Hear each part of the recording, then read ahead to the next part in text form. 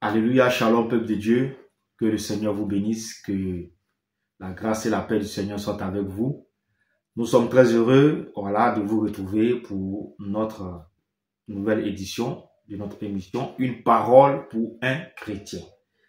Comme c'est de coutume, permettez que nous confions ce programme entre les mains du Tout-Puissant, du Roi des Rois, du Seigneur des Seigneurs, le Seigneur Jésus-Christ, afin qu'il conduise toutes choses. Prions ensemble au nom de Jésus. Éternel des armées, notre Dieu, nous te bénissons, nous te rendons gloire. Merci, Seigneur, de nous avoir conduits en ce jour. Béni sois-tu, Seigneur, notre Dieu. Je prie que tu prennes le contrôle et que cette parole soit relâchée, libérée dans la vie d'une personne. Et que la gloire te revienne, Seigneur. Au nom de Jésus, nous avons prié. Amen. Bien-aimés, bienvenue à notre émission Une parole pour un chrétien. Alors aujourd'hui, le Seigneur nous permet de traiter ce sujet selon lequel, et qui s'intitule comme suit, la justice de Dieu contre la justice des hommes. La justice de Dieu contre la justice des hommes. Et notre texte de base se trouve dans le livre de Deutéronome 1, verset 17. Deutéronome 1, 17, je lis. Vous n'aurez point égard à l'apparence des hommes dans vos jugements. Vous écouterez le petit comme le grand. Vous ne craindrez aucun homme, car c'est Dieu qui rend la justice. Alléluia. Je reprends. Vous n'aurez point égard à l'apparence des personnes dans vos jugements. Vous écouterez le petit comme le grand. Vous ne craindrez aucun homme, car c'est Dieu qui rend la justice. Et la deuxième partie du verset dit, « Et lorsque vous trouverez une cause trop difficile, vous la porterez devant moi, pour que je l'entende. » Alléluia. Gloire à Jésus. Bien-aimés, voici que la parole de Dieu est libérée. Et Dieu veut nous donner un enseignement. Parce que beaucoup au milieu dans le milieu chrétien, en ce jour, dans ces derniers temps, commettent beaucoup d'erreurs. Alléluia. La justice de Dieu. C'est quoi la justice de Dieu? La justice de Dieu, c'est celle-là qui prône l'équité, qui prône le milieu, qui prône le juste milieu. Alléluia. La justice de Dieu, c'est cette justice qui ne regarde pas à la nature de quoi que ce soit ou de qui que ce soit, à l'apparence de quoi que ce soit ou de qui que ce soit, mais qui juge selon ce qui est vrai. La justice de Dieu révèle la vérité. La justice de Dieu révèle la vérité. Alléluia. Voilà pourquoi un chrétien, avant de se prononcer sur quoi que ce soit, doit d'abord entendre les différentes parties. Et la parole de Dieu nous dit que c'est sur le témoignage de 2 ou 3 personnes que nous allons juger une affaire. Une affaire sera jugée. Alléluia. Et la plupart du temps, les chrétiens regardent, ou le monde regarde à l'apparence. Celui-là, il a beaucoup d'argent, il y a une justice qui lui appartient. Celui-là n'a pas assez d'argent, il y a une justice aussi qui lui appartient. Alléluia. Et on traite les gens selon l'apparence. On traite les gens selon ce qu'ils sont et non selon ce qu'ils ont fait. La justice de Dieu juge sur la base des actes commis. Mais la justice des hommes juge sur l'apparence, sur l'affinité, sur les relations que nous avons avec ces personnes, avec telle ou telle personne. Alléluia. La justice des hommes juge sur la base des présents que nous avons reçus de telle ou telle personne ou des bienfaits que l'autre nous a apportés. Mais la justice de Dieu juge selon l'acte posé, selon le fruit, selon les œuvres, et non selon l'apparence, et non selon l'affinité, et non selon la relation qui existe entre nous et une personne. Alléluia. Parce que les cadeaux, les présents que nous allons recevoir, les bienfaits que l'autre nous a fait, alléluia, vont modifier ou vont influencer notre jugement, vont influencer notre opinion. Alors que chez Dieu, il n'en est pas ainsi. Chez Dieu, ça n'existe pas. Mais Dieu juge selon l'acte que chacun a commis. Selon l'acte que chacun a fait. C'est en cela que Dieu juge.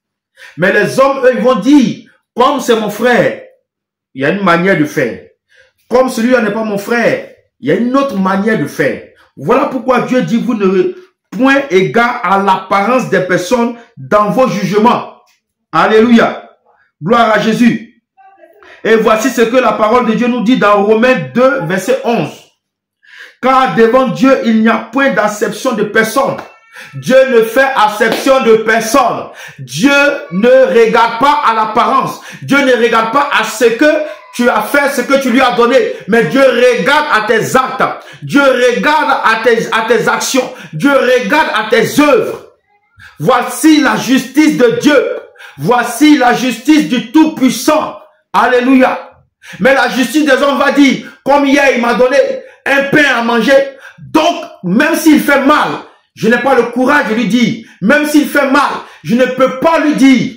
Même s'il a commis tel acte, je ne peux pas l'accuser. Parce que hier, il m'a aidé. Parce que hier, il a fait telle chose pour moi. Ça, c'est pas la justice de Dieu.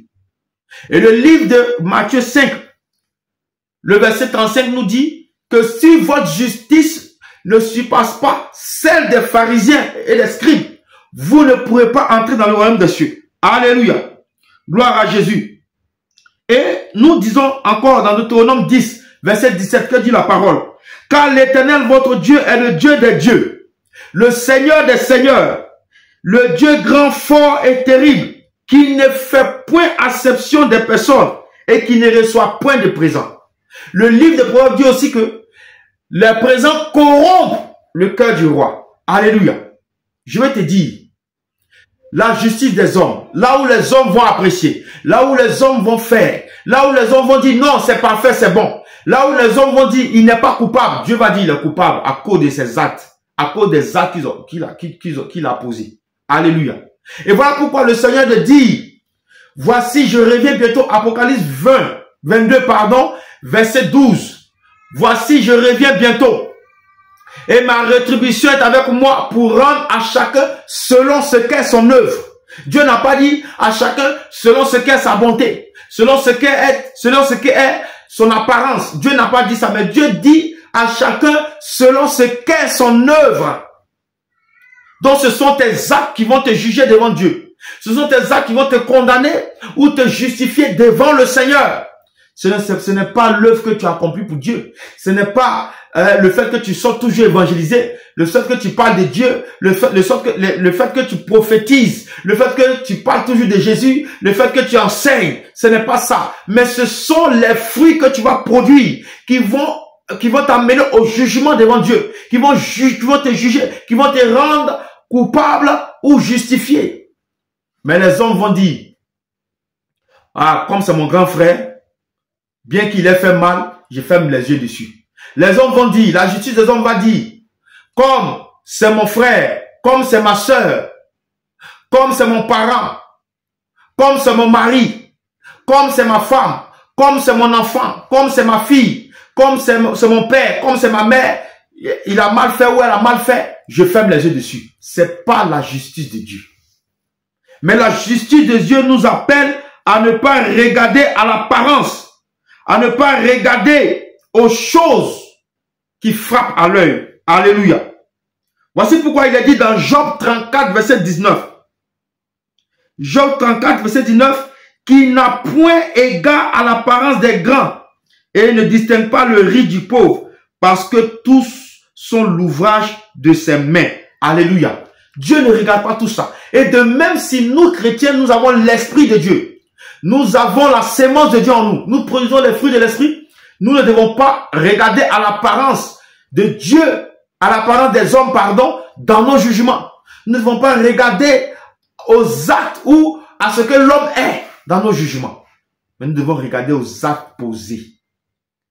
Quel est le fruit que tu produis? C'est à partir de là qu'on te juge. C'est à partir de là qu'on sait si tu es de Dieu ou pas. Alléluia. Mais c'est pas à l'apparence, c'est pas à l'affinité. Amen. Et c'est ce qui tue beaucoup de chrétiens. On condamne les innocents et on justifie les coupables. Alléluia.